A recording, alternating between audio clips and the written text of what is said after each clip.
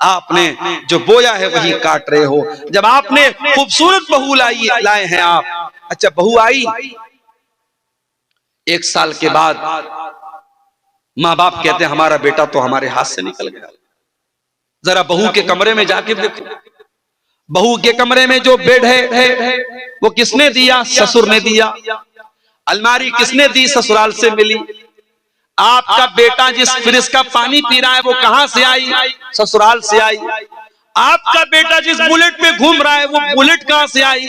ससुराल से आई। गाड़ी ससुराल की, मसेरी ससुराल की, फ्रिज ससुराल की, अलमारी ससुराल की।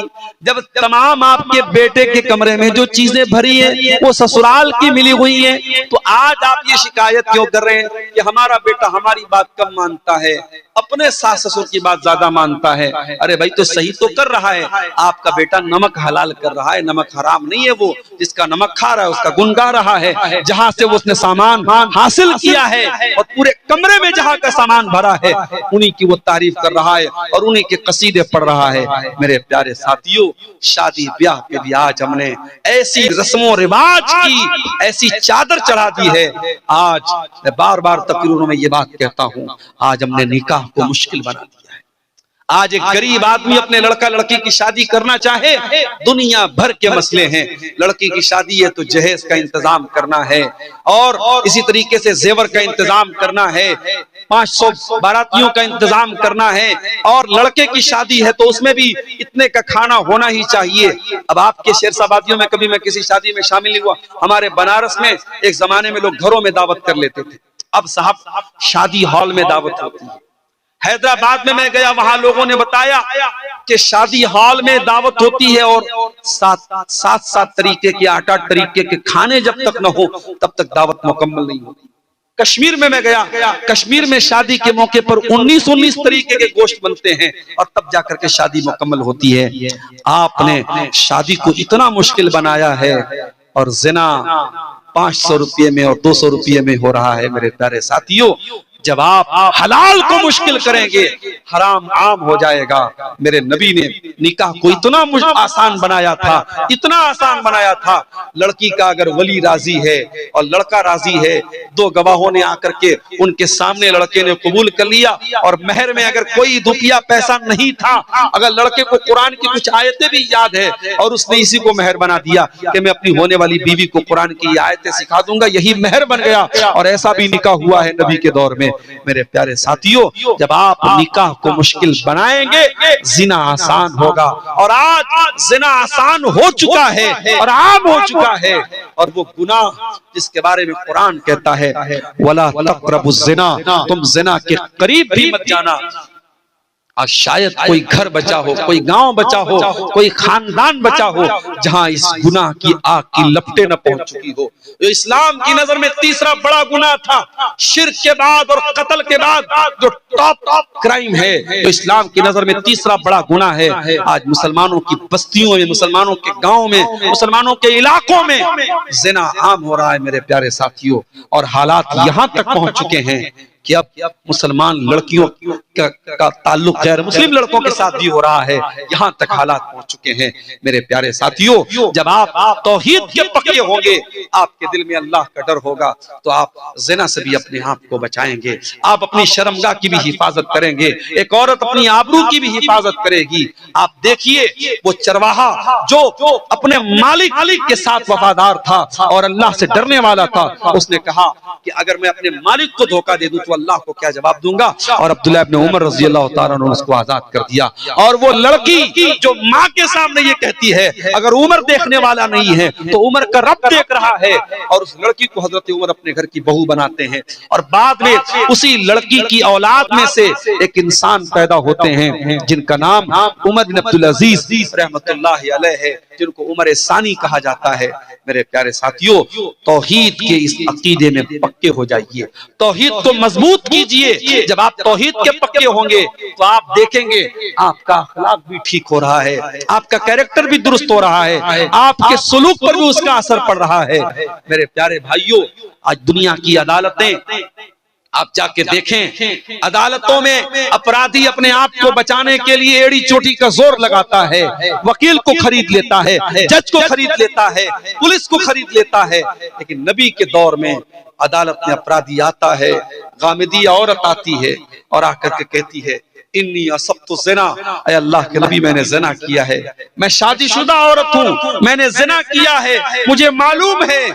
शादीशुदा अगर ज़िना कर ले उसकी सजा इस्लाम में पत्थरों से मार मार के खत्म कर देना है। ऐ अल्लाह के नबी मैंने बहुत बड़ा गुनाह कर लिया है, मुझे पाक कर दीजिए, मुझे दुनिया में सजा दे दीजिए ताकि आखिरत में मुझे ज़िना की सजा न झेलनी पड़े।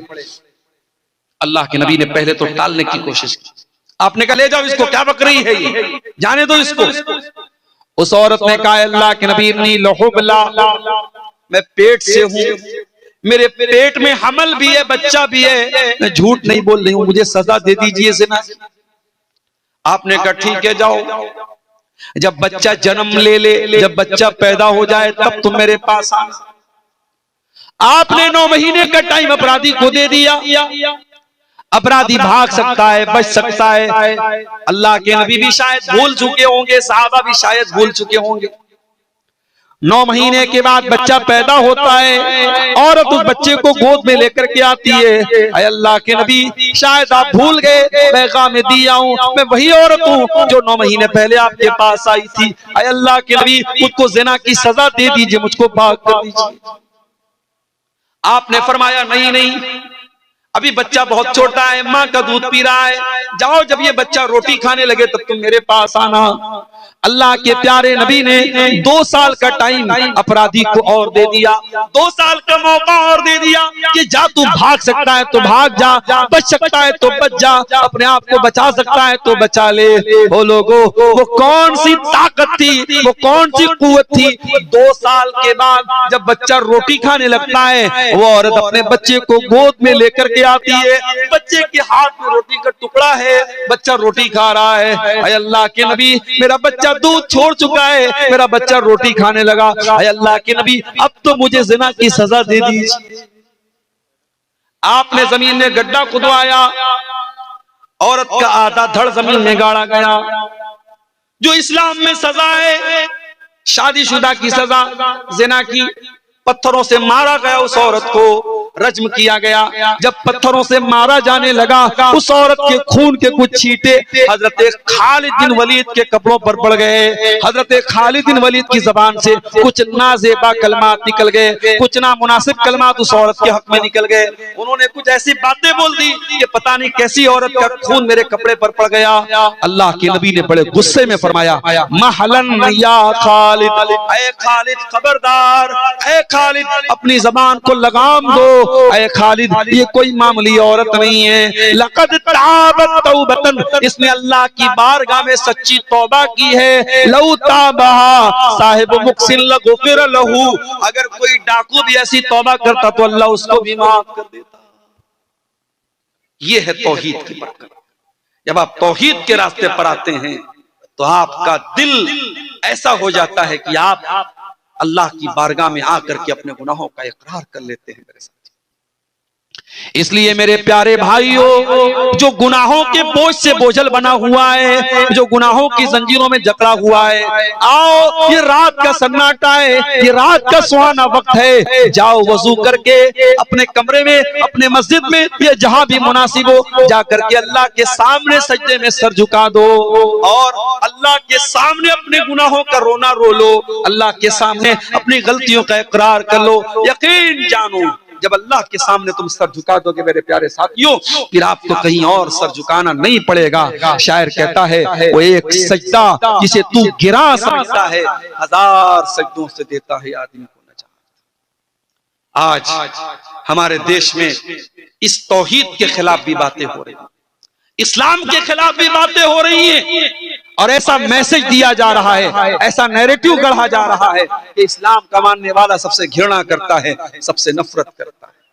माफ कीजिए, तौहीद नफरत नहीं सिखाती है, तौहीद इंसानियत सिखाती है। इस्लाम की नजर में कोई पैदाइशी एतबार से ऊंचा नीचा नहीं। दूसरे मजहब वालों के यहां किसी के बारे में यह अकीदा है कि वो साहब वो उनके भगवान के सर से पैदा हुआ है, कोई पेट से पैदा हुआ है, कोई पैर से पैदा हुआ है, कोई निचली जाति का है, कोई ऊंची जाति का है। ये उनका अकीदा है, उनकी बिलीफ है, उनकी आस्था है। मैं उस पर कोई कमेंट नहीं करता।